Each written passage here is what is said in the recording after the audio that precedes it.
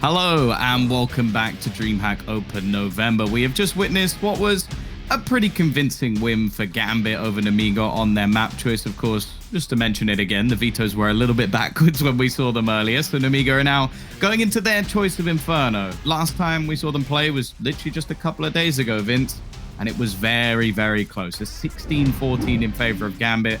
The question is, can Nemiga now bring this back and look to try and fight to go straight through to the playoff stage, or will they have to have a rematch? It's a tough one for me, Tom, because, I came into this best of three, to be honest, with the whole standing situation, assuming this would be fairly straightforward for Gambit. And although 16-8 is pretty one-sided, I feel like there were moments. They were fleeting, maybe. There were glimmers of hope. There were some diamonds in the rough. I feel like Inferno should be a map that they can do much better on. I could see this being a much closer affair, but for me, I think Gambit still are the favourites to take this 2-0 if I'm being 100% with this. Yeah, I can agree with that. I think that we also saw some of the players perform a little bit better in the sort of match that we saw the other day with obviously Forrester actually putting up some decent numbers, and there wasn't really a weak link, like every single player bar one getting over 20 kills, while on the other side it was actually only Axile who went positive. But that's the terrifying thing about this team is, like, sure, Shiro didn't particularly have a good first map, but he can easily turn it around on this one. And Axile, his run of form hasn't really been stopped by many teams at all. So unless Nemiga have got something specific that's going to be able to stop him over on that T side, I think this is going to be very difficult. But of course, being that it is the choice of Nemiga, it's going to be a CT side start for Gambit. So hoping to get off to a good start on the pistol. And they have got a beautiful combo coming in. We have got a raid boss, Julie's. Oh, on Banana, no less. Where it can be an absolute menace. A powerhouse. MDS making noise in apps, trying to keep them interested over on this position. It's Axile that was taking that first point, actually backs away and dips. He's not fully buying on this. He feels like this is a bait. Instantly goes into Archers instead. So they have a great read of this situation, Tom. Maybe too good. Because they've got into position. They've stayed there. Flash comes out. Nafani now goes for the information, sees nothing, and can make the call for the rest of the team to now make a move behind. But I wonder if Nemiga, hearing that flash, anticipating the peak, have then decided to go from middle back up to Banana again. This is such a strange game of cat and mouse. The mind games are so huge. But Nafani now in position with the aforementioned Jewel Berettas, waiting for a flash. It never comes, doesn't need it. A little too late. Jayo's already lost his life, and now they're forced to push in, and it's the Julies again that come out ahead. He goes in for more. Every single second that he stalls them in Banana, Nemiga knows the possibility of them being flanked in, and Nafani's going from strength to strength. It's 3 kills, make it 4, and the ace with the Jewel Berettas. Oh my god, that's such a sick play, and you can see how hyped he is.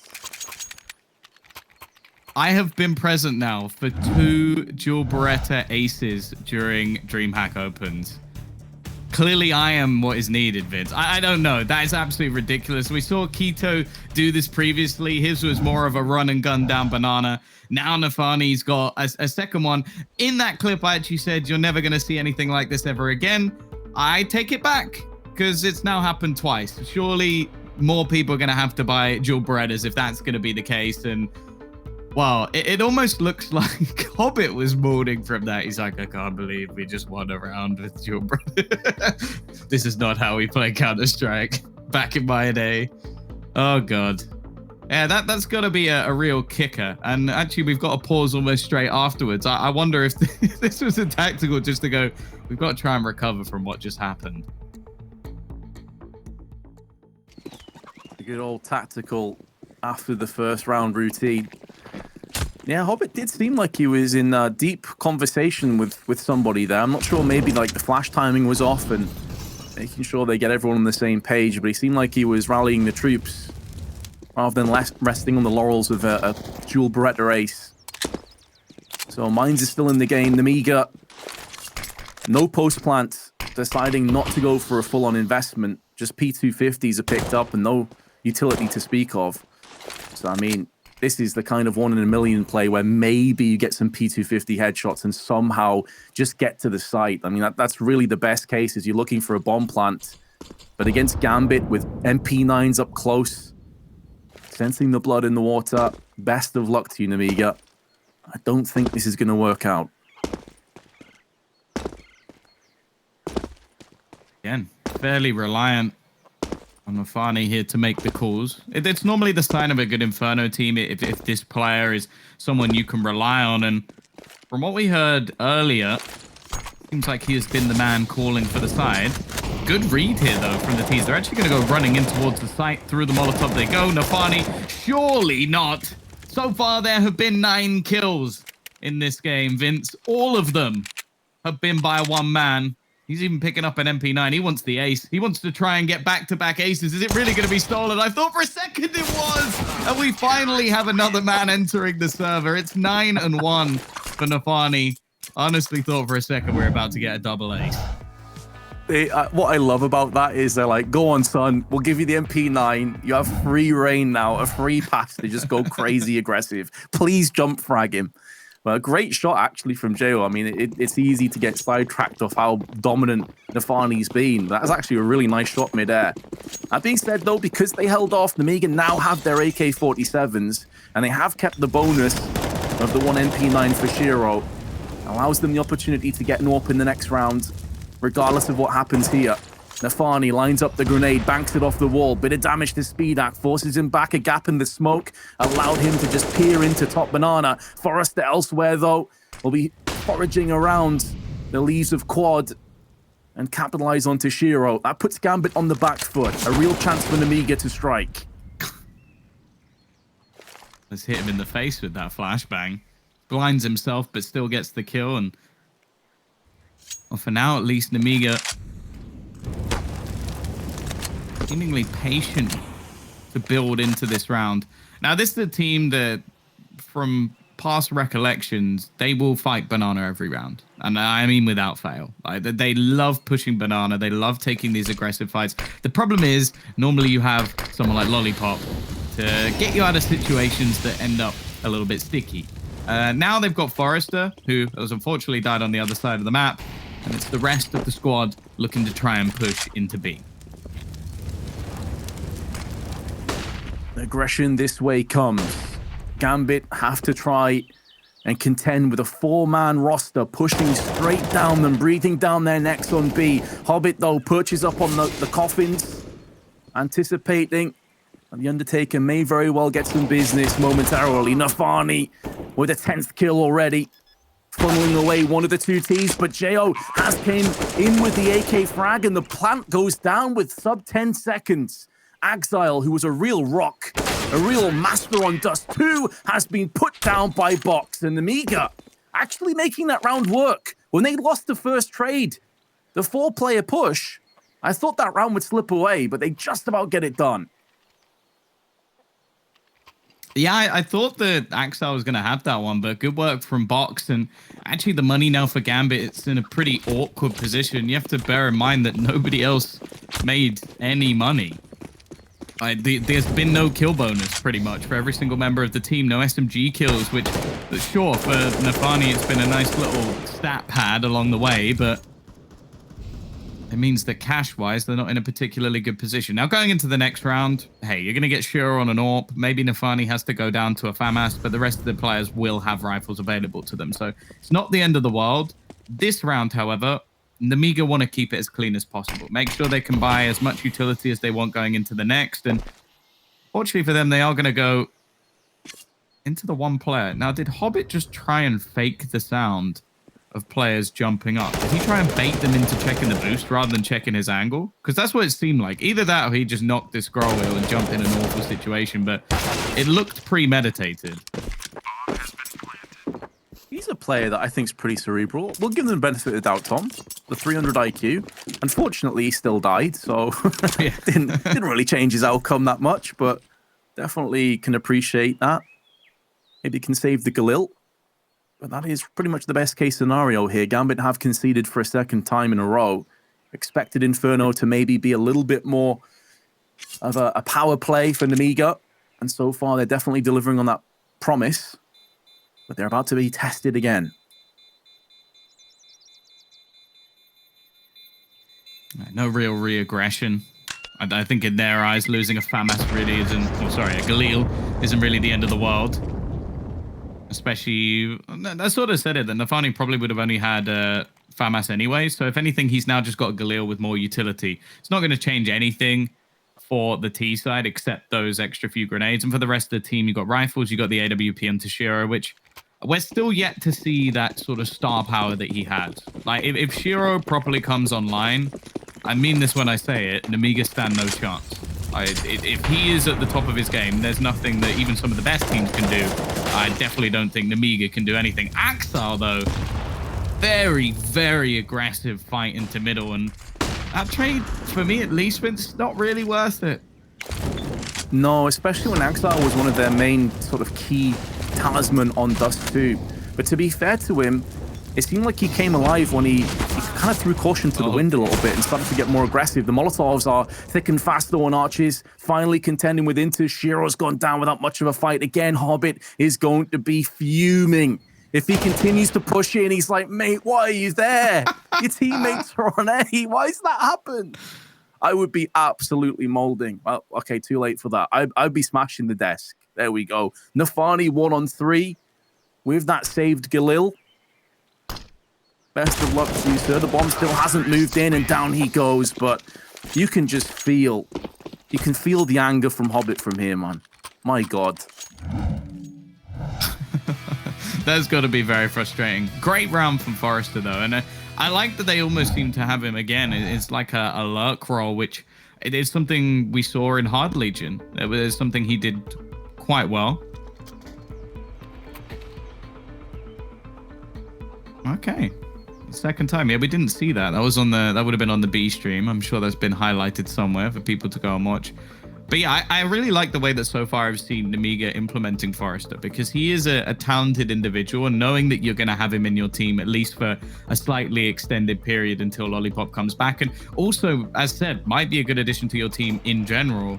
You don't just want to be forcing him into every role Lollipop plays, although I will say that Lollipop also does this quite a bit on this map. So luckily they have picked someone that sort of fits the roles that they need from Lollipop so far.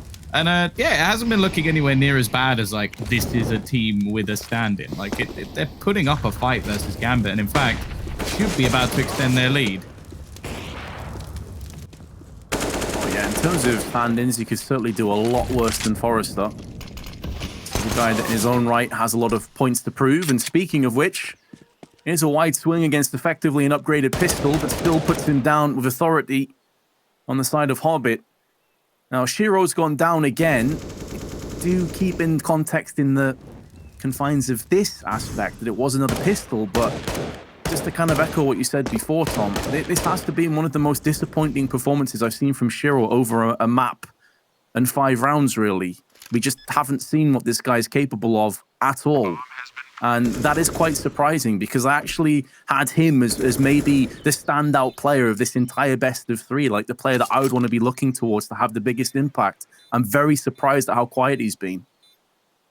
Yeah, I think that's been the surprise in general. Like when you look at this team, even over the last year, I think I was leaning towards like slightly maybe Shiro being the better of the two, but I think a lot of that came down to him being the AWPer. And when Axel, over the last few months, over 6 months, maybe even more, he started to really become that standout star player. And that's good, because if we're being realistic here, the people we would call consistent AWPers, which for starters really isn't a thing. Like, to be a consistent AWPer is not impossible. If you're consistently hitting all of your shots as an AWPer, that makes you the best player in the world. So you kind of have to look at it and go, okay, he's never going to have perfect games. He's never going to be the best player every single map. It's not possible as an AWPer because of the role you have to play, even if he is slightly more passive than maybe some of the others within the scene. At the same time, it's definitely a good thing for Gambit that Axel has sort of picked that up. And then if you ever get both of them, well, then you can start fighting versus maybe even the tier 1 team. So obviously, versus Nemiga, they're still going to want to see him showing up. And for now, as you sort of mentioned, it has been a bit disappointing. Well, he has the AWP again here. So another chance to show us what he's got in his locker. Meanwhile, though, Gambit going for a pretty standard stack. They do go for the boost this time. Is Hobbit this up there? And Nefani watching from the side. Smoke deployed to the front side of the site. That's designated to put more pressure on the CT side. Allows you to go for those sort of lurk peaks. That could bait Gambit into a false sense of security here. So they throw smoke in themselves. Another nade tossed in for good measure. Nemiga can post up JO by himself and allow the rest of the troops to now slither their way back up middle.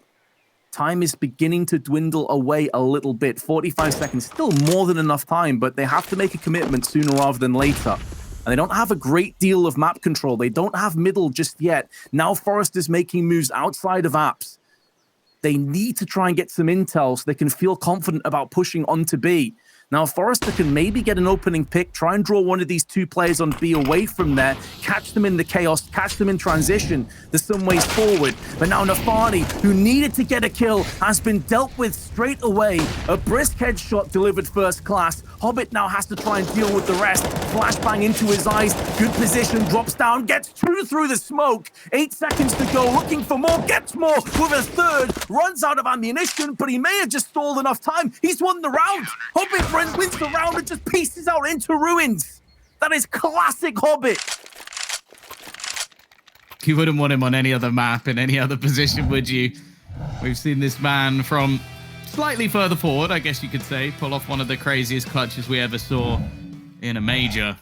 And now, well, just pulled off something just as ridiculous, completely denying their take. His teammate, as you mentioned, went down without a single fight, even with the amount of time left on the clock. And then Hobbit, well, he's just won them around they never should have had. And after what was starting to get a little bit out of control, with Nemiga finding entry kills left, right, and center and really starting to dominate this T side, a round like that can definitely be a problem, a fault in the road, a pothole that you've bounced over and maybe burst a tire. They've got to hope that they can quickly change things up.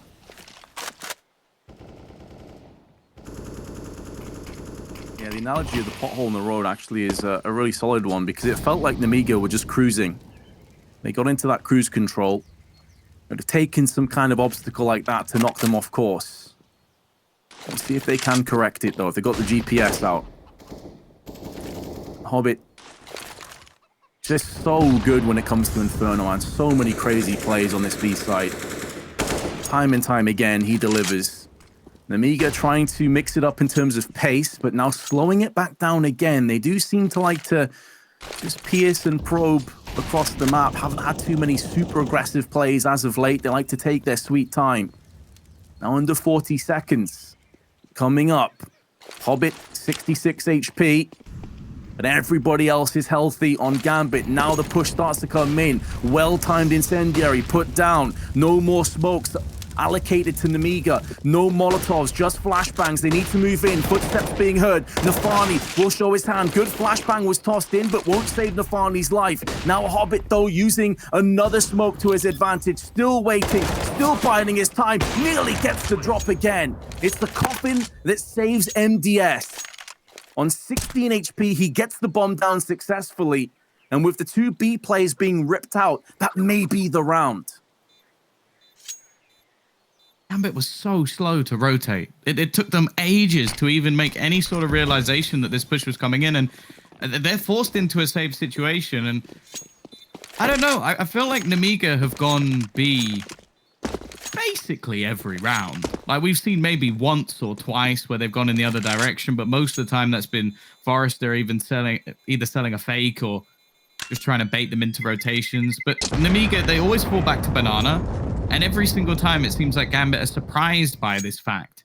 And after what was such a phenomenal start from Nefani, he's definitely slowed down. Of course, I'm not expecting him to keep up the 9 kills or 4.5 kills a round. Like, that would be a little bit much to ask. But he's now becoming the entry fragged almost every single time. And there hasn't been much of a step up. Sure, Hobbits had 1 round, but Shiro, Axel, almost dead silent. And I think a lot of that comes down to just, as said, the pressure coming in onto this B-side. I like that they're adapting. They put Shiro over there, like, okay, if they won't come to Shiro, Shiro will come to them. Flashes in. Shiro, kind of player that maybe to just kickstart him. Get the Jack leads out, connecting to him. force him into the action, force him to wake up. Flashbang is so good, and Nefani makes the most of it, but can't connect him for a second. Bomb dropped way back at T-spawn. Will waste a few moments for MDS to pick it up, but they still have over a minute to play with, so no great problem. Axile on the balcony, perched all the way up. Actually had the drop on Forrester, but in a nutshell, that's why the AK is just so much better than the FAMAS. And Forrester on 4 HP gets a second. That opens up business to A, and it's unlikely with Gambit having an AWP that they even contend this.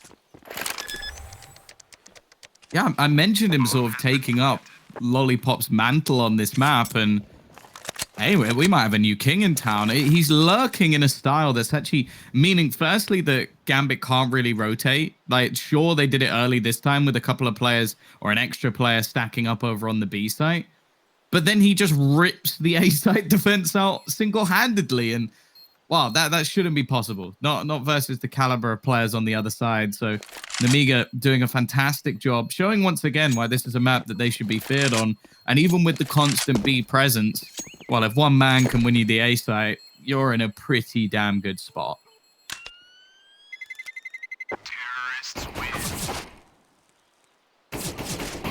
Oh, what is that mouse grip? Oh no. That looks painful. Yeah. That is arthritis waiting to happen in the future, my dude. Jeez. Maybe that's what I've been missing the whole time. I've just got to find a really weird way to hold the mouse, and then I'll actually be good at Counter-Strike. That's the thing. What I always wonder, Vince, is how did you get there? Because, like, I don't understand how you look at a mouse and go, yeah, this is how you're meant to do it. I can only assume he's just got massive hands, and that's the only way that he can get his hand fully on the mouse. You know, if not, then I have no idea. Big gloves. Yeah, of course. Oh, Exile, there you go. That's more like it. Gambit now with a second in his Forrester. He's made Apps his home, but he's been evicted. Exile forces him out, forces Nemiga's hand onto B, and Hobbit with the FAMAS will hold the line. Box has been wrecked down to 2. Not only are Gambit potentially going to take this round, but how many casualties can Nemiga feasibly post up? It's a hit and run style. Nefani peeking out with Hobbit, flashes alongside it. Speedak will try and at least contend with one of those angles with a smoke on CT. But he doesn't know if these players have relocated or if they're still on these boxes. There's the first, looking for more. Trying to get a bit of damage control in effect. But Shiro with a P250 puts it in the head of Speedak. And Gambit only lose the one player. Great round. I think just looking, though, at the rounds that Gambit are actually winning, it's got to be so infuriating for the side of Nemiga. They could very easily be winning this 8-2. Like, you've got not only, so you had the pistol in the second round, which was basically all Nefani. Then you had a crazy, triple kill from Hobbit that never should have happened. And now a man pushing into Apps with a deagle and killing 2 of you almost instantly. That's the 4 rounds that Gambit have had. They haven't had a buy round win, not one. And the scoreline is 6-4. So showing, obviously, that they can do it with the pistols, but at the same time, you almost have to look at this and go, Nemiga should be winning. And they're going straight back to this battle on Banana Box, looking to lead the charge. Already finding an opener, and the problem is Hobbit doesn't have much HP, but he will hit the instant headshot as he looks to push into the site. The lurk now of Forrester doesn't become too valuable, but Shiro, he seems almost cursed at this point. I think he's had 1 kill with this AWP, the other with a P250 in the last round, and while Forrester, he's actually going to win that duel versus Inters, leaving just the 2 players on this side of the map. Although I say 2, it was actually one of them being dropped by the nade. Oh, the timing! Axel pushes through the smoke just as Speedak turns around. And Forrester, who has been in such good form and 12 kills, finished off by Hobbit's AWP. And yeah, it does seem like a cursed AWP in the hands of Shiro. You'll keep playing with it. You have to have confidence in your star sort of players here, but there's no doubt that he's not feeling it right now. However, you do have the likes of Hobbit and Nefani stepping up, and Nefani is top fragging by a considerable margin on his team. He's only 1 ahead of Forrester, but keep in mind statistically, he's their 2nd worst player behind Inters. So this is not a guy that you expect to be posting up all the frags and carrying your team. Hobbit now gets aggressive down middle. They're changing it up.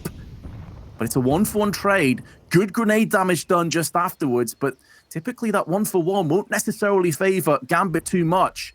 Unless Forrester can have a bunch of impact out of Axe again. There's 2 kills. Zero will be asking some questions of Axel, how that was possible.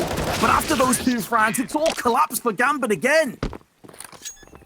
The rounds that each team are winning are polar opposites. Like, you look at the sort of plays that Gambit are having to make just to get a single round, and then you look how almost dominant this is. Forrester, I said it at the beginning of the game, like, I think he's a talent. I think he's a diamond in the rough. I did not expect him to be just manhandling 2, as said, players I could realistically see being top 20 in the future. Like, they are getting obliterated by him. Even when they seem to have the drop on him, somehow Forrester wins the battle, spots the initial frag, enters, is going to meet the same fate. It's almost a double up, but Axel will thankfully trade. But that's been it, really. Every time Gambit have gone for an initial pick, they seem to get 1 kill and then lose 1 back. This time, though, Nefani's managed to get away with it. That was quite scrappy. He actually got flashbanged, but just assumed there'd be a player behind the wall. Correct in that assumption. But the main man, the man on a mission, Forrester, has been plateaued momentarily. Gambit desperately need as many CT rounds as they can get their hands on. It is still possible they could lead at half-time. Doesn't look likely the way that this game has been going. It's still available for them. Did have 3 players over on A, but Hobbit's playing more a case of just dipping his toe in the water. He's not fully committed to archers, is watching it on Speedway. This does afford him a fast flank if a call comes out from Nefani that he's required. But again, shows to show just how much faith they have in Nefani. He's holding the site alone with a FAMAS of all weapons. He's about to get pushed, but actually bypasses that smoke. The timing could not have been sweeter. He is playing some 5D chess right now, but Speedak, he's read the script and he's not absolutely smacked him through the smoke in the head. Picks up the bomb, may have enough time for the plant. There's 15 seconds to go. But he's not sure if one of these CTs is a little bit too close for comfort. And by stalling that out, he's just signed his own death sentence. You can understand why he's gone for it. Unfortunate in the end. Yeah, if they're much closer than that and they peek out, he looks like a genius somewhere singing his praises. Unfortunately, because they were a little bit far away, it just looks a little bit silly. So obviously, context of what we can see is everything in that sort of situation. Nefani again, though, like I was going to bring up earlier that a lot of his kills came in the earlier rounds, but now he really is being the high impact player. And I'm actually quite surprised we haven't seen more pressure put on the A site, purely off the fact that, sure, it does have the 2 sort of top players we would consider on the Gambit roster playing there. That's probably why Nemiga put more of a focal point on B. But the B players have been by far the better of the lot so far. We've had some huge rounds from Nefani and from Hobbit. Whereas if you look on the other side, sure, Axel, with his aggression, was relatively successful, but their holds on this side of the map have been very poor. Good flash, affords them safe passage onto arches. Shiro gets the flashbang. Good frag onto Forrester, and it's that man again, and that's what Shiro's capable of. This is why it's such a surprise that he's had a very quiet game to date. But if he does start to shake it off and come back in and hit some form, there's a huge power play available to Gambit. 50 seconds to go. The T's have been pushed back multiple times. 2 pistols and an AK-47. Far from ideal on Nemiga. They may want to just get this over with sooner rather than later. Pushing onto the site, Shiro's picked up a 3rd, and there's a 4th. He's actually on for the ace. They may need him to pick this one off. Gio up close is trying his best to do as much damage as possible, but Hobbit takes him out of the equation. 7-7, Gambit somewhat stabilizing. And I just wonder, Tom, if the reason they're hitting A so often is because clearly Forrester is very comfortable in apps and he keeps getting opening picks. Maybe that's the reason. That is true. Like, I think that a lot of the rounds we've seen A slip away from them, it's not actually been the intent of Nemiga to go in this direction. They've been on Banana, and Forrester's been on A, and then he's just killed everyone. And I think a lot of that comes down to Gambit's almost need to try and either fight mid or try and fight in towards the apartments because they're losing banana control so often that they're having to try and adapt and find control and information elsewhere. This time, though, they've seen nothing on banana, but still they didn't seem prepared for what was a fairly telegraphed mid-push. The nades, though, have done a ridiculous amount of damage. Axar not only with a kill, but chunking the rest down. Jao, though, has caught one on the response. Inters hasn't done too much this game, but he may be clearing things up towards the end. It's left onto Speedak. He came close earlier, but this time it isn't to be. It's an 8-7 half in favor of Gambit. Definitely not as clean as we might have expected, but still Nemiga have a fight back going into half number 2.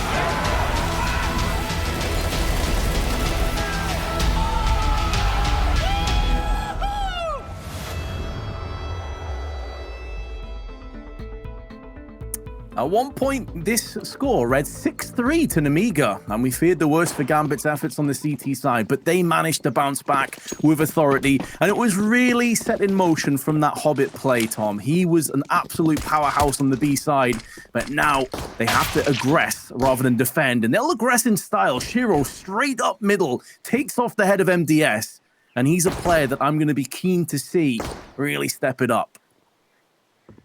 This is a map that we've seen a lot more teams have success when it comes to the T side, so we can't really look at this and even say it's in Nemiga's favor at this point. They're going to have to almost prove to us they've got what it takes. Angles that were very, very passive, a P2K, and well, it is going to be a couple of kills going his way. The trade eventually comes in. Nafani looking for a little bit more pistol magic. He's got Axal alongside him, and with the bomb in hand, tries to clear Dark, but fails miserably, and Box is there to close the round. Another pistol coming up, and this time it's in Nemiga's favor. However, can they convert, and will, in fact, there be any investment at all? Those are good questions. And some even better headshots. It does seem like they're not going to pull the trigger on the buy. Opting to stick around with the $2,000 mark. The map that we felt Nemiga had the best chance on. And so far they are delivering. But they had a good lead in that first half, albeit under very different circumstances. Now, I'm not sure if Hobbit can pull off plays of that spectacle. Well, he's definitely not in this round, Tom. He's just been destroyed off nades. But I don't know if they're the kind of plays that you can really rely on when you're on the T side. At that point, you feel like Nemiga are going to have their crossfires established and all those positions covered. Going aggressively, looking for intel, and Box will get rewarded with 2 headshots with the MP9. That's money in the bank. And Gambit, let's be honest, they barely had anything to play with in this round, so we didn't expect much, if anything at all.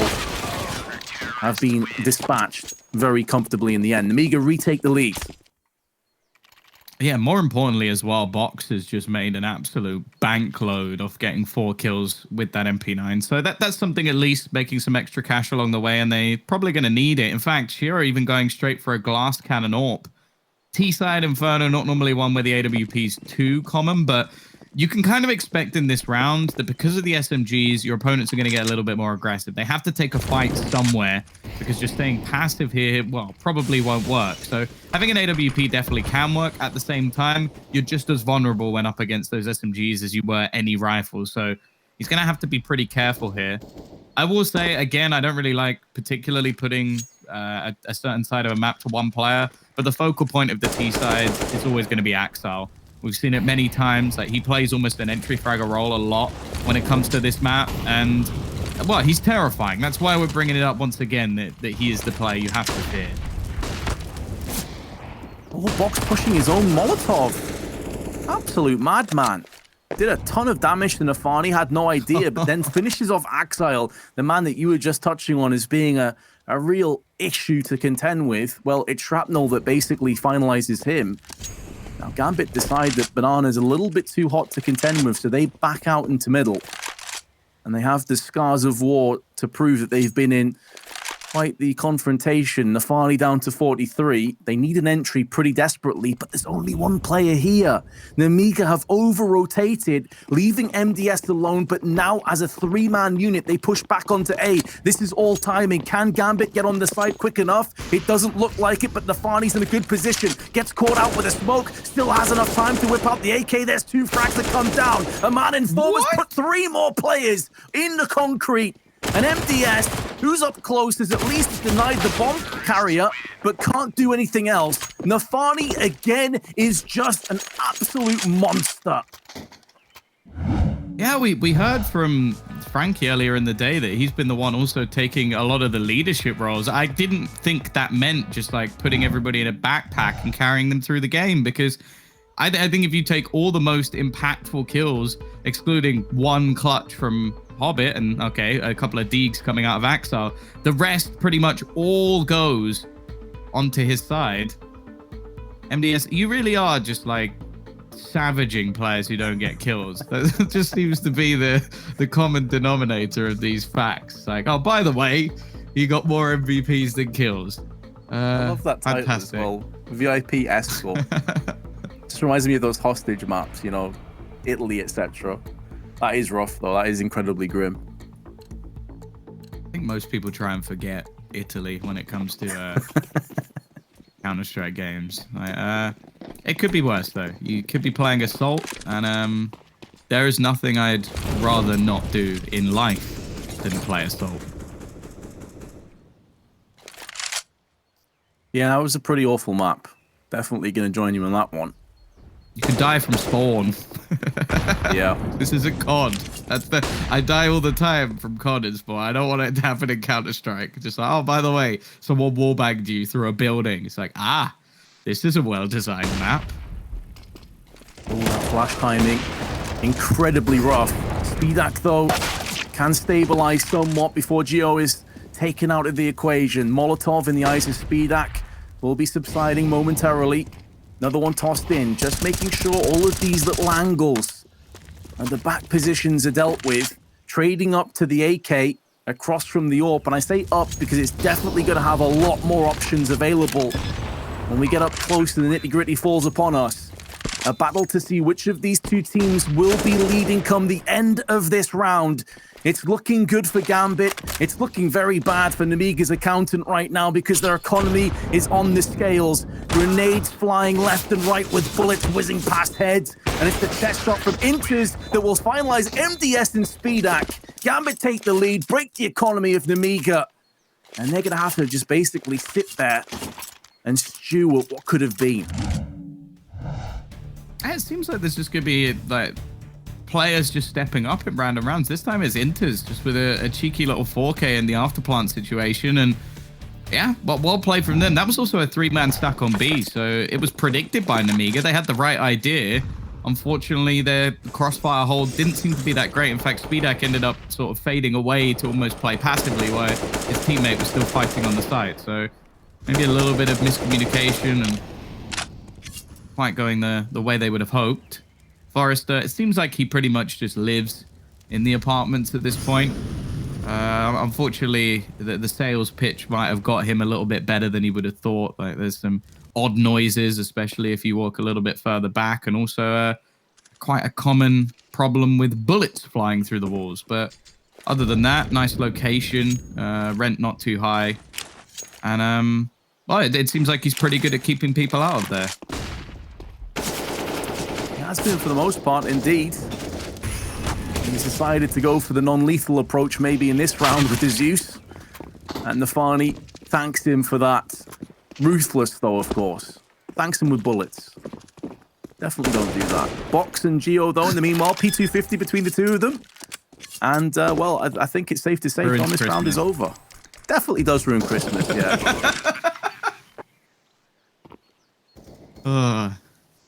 Santa wasn't invited back the next year.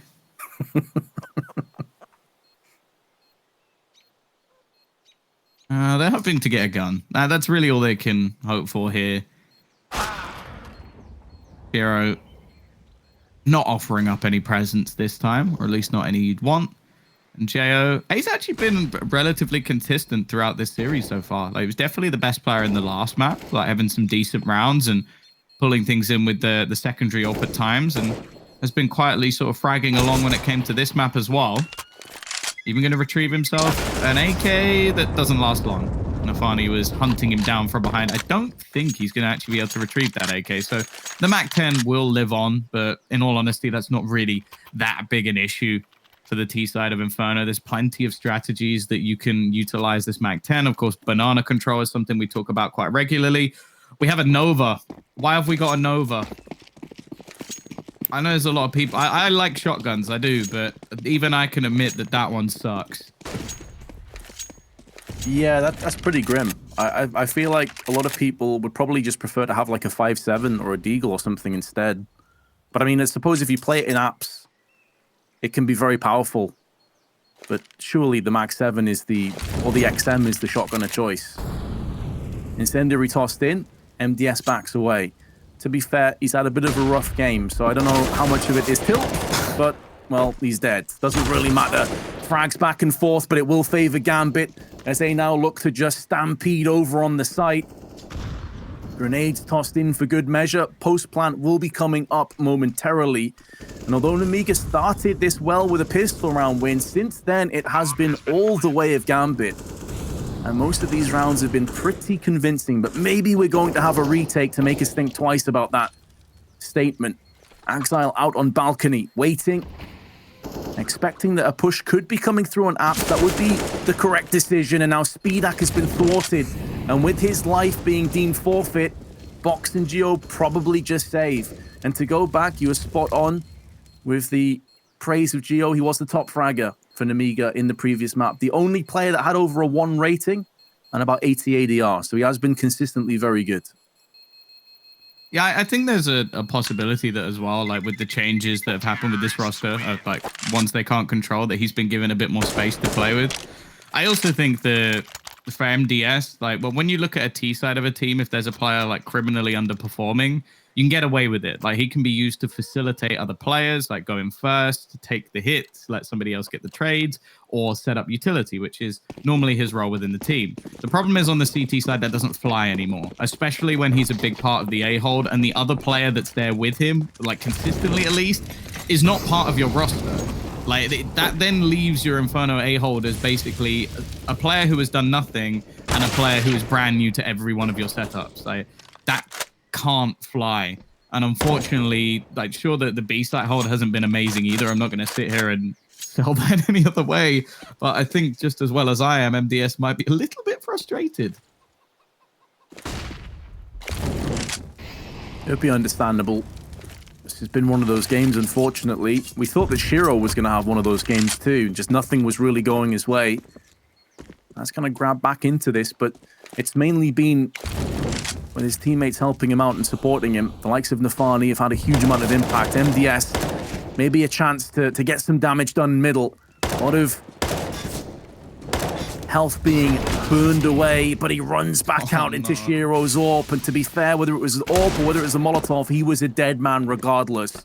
Should probably have got a kill or two for his troubles, though. Puts more pressure on his teammates. Forrester just sits in mini pit, hopes for the best, hopes that they don't check that angle. But of course they do with this much time left. Now Geo joined alongside Speedak. They have the same task that was ahead of them last time around. They just have to save. There's no real options. There's no real potential for success. And this is now getting into that kind of realm of pretty dire situation, Tom. Nemiga just haven't really had any success on their CT side. Yeah, I feel a bit bad for MDS in that situation. I think he did about 127 damage and didn't get a kill. Weakened up the players, but unfortunately when you have one of the solo rifles on that site, at least, it doesn't really work. If you just do damage, you would have needed the Deagles to hit some pretty tasty shots along the way. It is something that I guess you can kind of look at when you're thinking about this team, though, is that realistically the CT side should be worse when we have a player missing. I'm actually curious how it went last time. Interesting. They actually got, I think, 9 of their rounds over on the CT side facing off against Gambit, and then Gambit got 10 of theirs. So if anything, they've done a lot better this time when it comes to their T side. Unfortunately, they are now not matching up. But this is a pretty big change. Now, we saw the double AWP come in the last map. It was effective. Like, as effective as it could be when you're losing 16-8. But on this map, I actually do quite enjoy it. There's not many teams where I would say that a double AWP setup on Inferno is like something you should keep as a permanent fixture. But I think JO's secondary AWP around that B site is decent. And especially with the way he's been playing so far, hopefully this can be a bit of a change for Nemiga. I hope that their fortunes change. First pick is theirs. So maybe something to really build behind. Big grenade damage, though. Hefty onto Geo. Still watching the angle. MDS in the alcove. A bait and switch. Has the Opera Speedak there, but the timing could not have been worse. At least MDS, though, will go unchecked. So he picks up another one. Flash out with the smoke. Pushes back Gambit, but they do maintain the player advantage. He didn't fall out without any kind of a fight. Forrester, M4 in hand from balcony, can get the first, dips back down again and picks up a second. Gets AWP'd out of his boots, but it doesn't matter. Nemiga, their first round in quite a while, and it will be a welcome change of pace. Good work across the board, really. I think the initial pick coming in from Speedak, Forrester as well. I think it is always evident that if he's put in the right position, he's going to do the job. I don't think there's any doubt about his individual level. It's just some of the rounds we've seen, it looks like he almost has to be like a hero. And MDS is getting frustrated about very little things at this point. Like, it's a nade down mid. You're not going to insta-kill someone with it. Like, getting that frustrated about throwing a grenade, it's a really bad sign for him. Because sure, the game has been not going well for him individually, but they've just won a round. They've got themselves back. I don't know. Maybe I'm reading into those movements a little bit too much, Vince, but to me, that's a really bad sign. No, I actually agree. I think it's because the grenade slightly hit the wall, so it took the sting out of it. It didn't go deep down towards T steps. It just kind of detonated in the middle of nowhere. So yeah, I think that's definitely frustration creeping in. Gio, though, trying his best to administer the soothing calmness of an AWP kill to his teammates, but out in the open, MDS moves, and those are the kind of peaks that cost not just you your life, but your team the match. GU now has so much more pressure applied to him, and he knows that that's an untenable position. He actually pieces out of there, effectively giving up B site to look for the retake. Now they're going to draw over the bomb in the hands of Exile. And GU's still alive. This is why he backed away. It gives more chance to actually build back into this. And as soon as they get successful, it just looks like they're about to lose again, Tom. Like, at no point do you have confidence that Nemiga are going to get themselves back into this match. Oh, they're looking to really put the pain onto this Nemiga roster. Money is completely in the bin. Forrester doing his best, but there's no way he gets out of this alive. 14-10, Gambit now pave the road onto what looks like a victory on their opponent's map choice. And yeah, I think the peak that came out from MDS there is just silly. Like, I'm getting to the point now where it's actually frustrating me, some of the plays he's trying to make, because that's one of those plays that I feel like you make when you're like, oh, I'm gonna come back from this now, and then you just do something really stupid. I'm starting to wonder if Lollipop playing with a broken hand would actually be better at this point. Oh, speaking of savage, Tom's just stepped it up a notch. It's only his keyboard hand. You can still use the mouse, set him up like a turret. You just get someone to play, like, you know, the movement for him and just let him aim. MDS, you're demoted to just keyboard. Yeah, exactly. We are now a 6-man roster, but basically 2 players are on the same PC. 2 heads are better than 1. 4 hands are better than 2.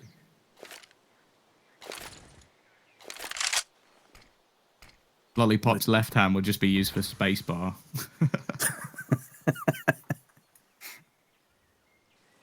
Well, Gambit, he can sense that weakness. Make no mistake, and they are circling their prey. Shot misses from Dew. He's been so on point. Those are 2 big shots that have gone eerily silent, though, in terms of the kill feed.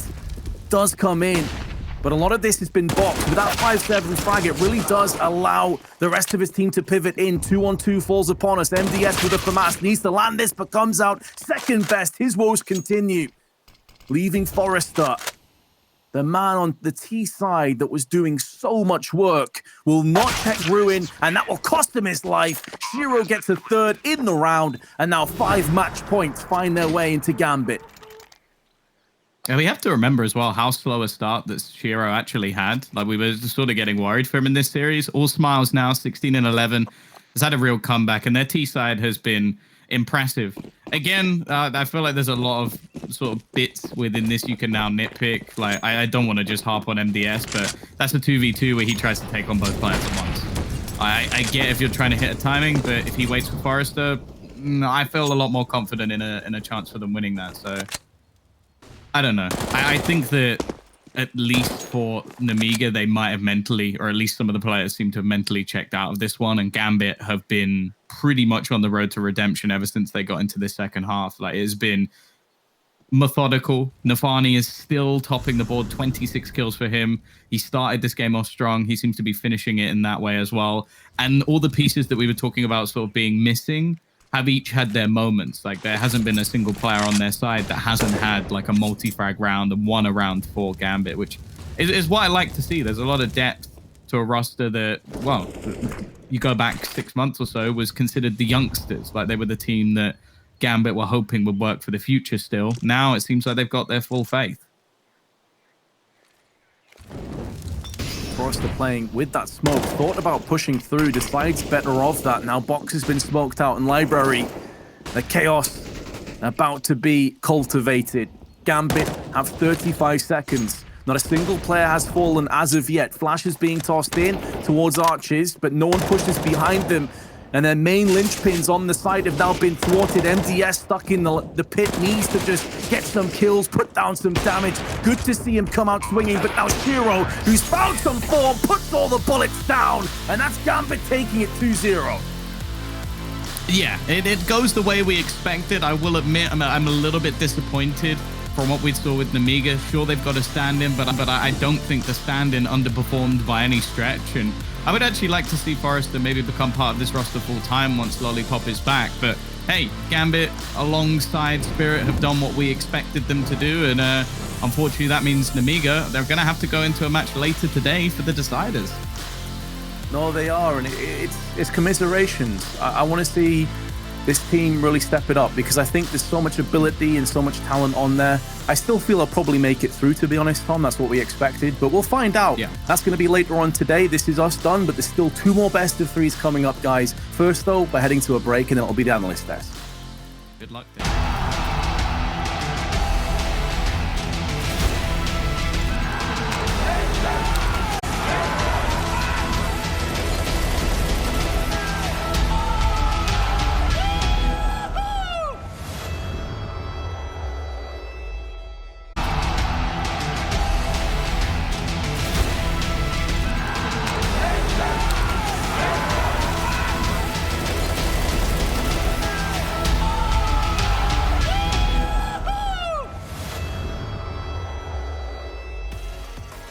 In a match where Nemiga certainly had their moments, they didn't have enough to give it to Gambit, and Gambit have secured their place in the playoffs 2-0 on Dust 2 and Inferno. We're just seeing that. The glory of Keto's glorious 5K with the Julies being, I guess, equaled there by Nafani on Inferno. And we're going to have to talk about Nafani because, Vu, he had quite the performance, didn't he? Nafani played fantastic on that map. Not necessarily someone you're usually expecting to be on the top of the scoreboard. You're usually looking, Axile, you're looking at Shiro, you're looking at Hobbit, but Nafani doing absolutely incredible things, kind of putting his team on his back because Shiro really was having a rough game there. I mean, Dust 2 didn't really go too well for him, especially the beginning of Inferno, not too well, but he did end it up, doing quite the job on that second half, bringing himself back to a respectable scoreline. Same with the score of the game, 16-10. What did we think of the CT side on Inferno from Gambit? Because it seemed like they under-resourced the B side to me, but obviously it was better than Nemiga's defense because they didn't have one, Blair.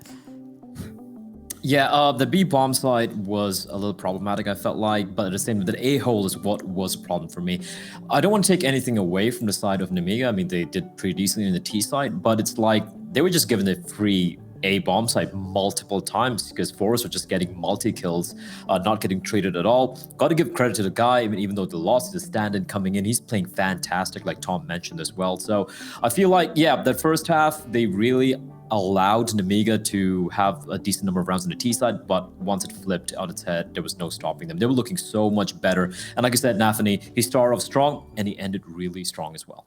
I'm interested in terms of Nemiga and Shiro. We've kind of been talking about the fact that he's not necessarily been performing as consistently as we would expect him to. Is he visibly getting in-game support, Vu? I think he's getting about as much support as he usually does. He just kind of wasn't on point necessarily. You saw it on Dust 2. If you saw a specific round, he missed a couple of shots on Speedak just peeking out on him mid-doors. He had the same situation happen a couple times on Inferno where he just missed a shot he would usually hit. And he did kind of turn it around. There was that 4K he picked up on Arch side late on in the CT half. And from there on out, he was just on fire. And what do we think of Inters and the role that he's serving? Because when I was trying to research for this, I hadn't seen this roster play for quite a long time. And so, I was kind of had question marks about it. He's got some assists there. He's not really going for the opening duels. But I think he's not really primarily responsible for the flash assist. This is something we were discussing. Have you kind of got a verdict now we've seen that series? I think he plays as well as he needs to play, whatever roles required to do for his team to win. I mean, they're just dominating their region, it feels like. So he does what needs to be done. And so going forward, now we've seen Gambit obviously being the favourites from Group B and Spirit the favourites from Group A playing. Who do you currently have as your front runner for the cup at the end of this weekend? Gotta go with Spirit. Spirit. It's a hard one. I might go with Gambit. I think Really? I think they've looked cleaner actually. I mean, I didn't get a chance to watch the previous game, but looking at the results and everything, even though yes, Spirit are higher ranked, they have the better record compared to Gambit recently. It's going to be close, obviously, but I feel like Gambit, they seem, I don't know. I liked what I saw from them in Inferno over here. They look much more well-honed and whatnot. Their map pool's very deep as well. Again, the Spirit has a very deep map pool as well. It's going to be 50-50, but I want to start with Hobbit and his merry men. And Vu, you sort of chimed in there with Spirit. Why is that? I feel a little bit more confident in Spirit coming into the tournament. They've looked a little bit shaky in the first couple of games they've played, but you know, I think when it comes down to it, when they play Gambit, they're going to be in form, ready to go, ready to bang out, and probably come out on top. All right, then there is a look at Group B. So as we can see, Gambit, they've qualified. So the last match of the day is going to be Nemiga versus Illumina, fighting for their place in this tournament. And from what I've heard about Illumina, they haven't really been impressing the B stream casters, who actually were going to be on the A stream today, Yumi and Tea Time. So Nemiga, given that they showed some promise today, it looks like they are going to find themselves a spot in the playoffs, Blair. Yeah, as long as they don't tilt. I was seeing MDS there. He was going for some very, very suspect plays coming out. I get it. He was tilted, was getting frustrated. You can't allow that to happen. And again, you're talking about a team, Illuminar, they beat Kova. You'd be like, okay, how did Kova do? Kova lost to Nemiga, where Nemiga had 2 stand-ins yesterday. Speedak wasn't playing, Lollipop wasn't playing, and yet they lost 2-0. So they should be winning, I agree. But then again, Nemiga, they're too shaky for me. I feel like it's one of those games we're going to be seeing here today. It's going to go all the way to 3 maps. It's going to be a messy game of Counter-Strike, but I have to agree with you. Nemiga should come out on top. We are just trying to grab Hobbit at the moment. Did you feel a little bit nostalgic, Boo, when we saw Hobbit on the B site of Inferno, just cleaning up around that coffins area? I know he didn't have an AK at M4, but there were echoes of 2017. I actually wasn't really a huge fan of Gambit back in the days with Hobbit. They weren't my favorite team of all time. So I know you're a bit of a fangirl for Hobbit, but not my favorite team. You're an Immortals man. Do I need to get you off the desk? I do enjoy myself some Brazilian Counter-Strike. Blair, what about you? How great is it to see Hobbit back? Because of course he went to Winstrike for a while. He helped that team go from being pretty much outside the top 100 to being, I think he got to the number 24 in the rankings with Winstrike, and obviously got himself match fit. So does it feel good to have him back here competing at his best? Absolutely. Yeah, absolutely. I don't think he's at his best yet. I think we can still see a bit more from him, but right now he is. It's good to see him, playing in a team who are on an upward trajectory after it looked like he was kind of lost for a moment there. Well, I believe that Hobbit is ready, so let's see if we can get him. Brilliant! Hi, Hobbit. How are you doing? Hey, I'm pretty good, thank you. Pretty good. I'm glad to see that you're safely at boot camp. I want to start things off by asking you about how the in-game leadership is going, because it seems like it's kind of a partnership between you and Nafani. Yeah, first of all, I would like to say that the wrong thing that I am IGL right now. IGLing is Nafani. When I came to the team, I started to broke their structure, with my new vision. So in conclusion, my coach said to me that I need to help in stress situations. I need to call in middle of the game. So that's going to be better. From the beginning, I gel, of course, Nafani. So we're keep going like that. All right. My question would be on an Inferno CT side. You seem to be struggling a little bit towards an apartment, losing so many players to Forrester and no trades taking place. Is that something which could be a problem for you guys? Of course, that's always the problem if we are losing opening fights. First of all, I would like to say that Nemiga played very well, and as individually, they had some confidence, you know. They had like status, like nothing to lose. So that's why it's from one side helped them. From another side, they didn't have like some tactics to surprise us. So it was thought, but we expected we're gonna win. Yeah. Okay. You said they were playing like they had nothing to lose. Did you notice the difference between having played them, you know, a little while back with Lollipop on the roster, now having played them twice with Forrester? Are they playing any different? Of course, it's different because anyway, Lollipop is really talented player, and he's doing a lot for his team. He's doing a lot of like bonus things, you know. He's killing, he's maybe calling somewhere, he's doing a lot of stuff. So of course it's different, you know. It's different. Can I ask about the role of Inters on the team, Hobbit? How is he most effective for the team at the moment? Yeah, the Inters guy, he has like the best aim in our team. He's like playing very hard roles. If, for example, I don't want or Exile don't want to play some roles, he will do it. And he's doing for the team everything. So that's very good. Before we let you go, Hobbit, I just want to see if my analyst would like to ask anything else. Blair? I'm good. Good luck. Good luck for tomorrow. And Vu? Thank you guys for having me. Yeah, thank you. Yeah. Thank you so much. Congratulations on making the playoffs. We'll see you in the semi-finals tomorrow. I do like talking to him, don't I? I want a teammate like Inters. Someone's willing to take a shit role. It's like, I don't want to play this. I'm not feeling good in Bananas. Like, yeah, I'll do it.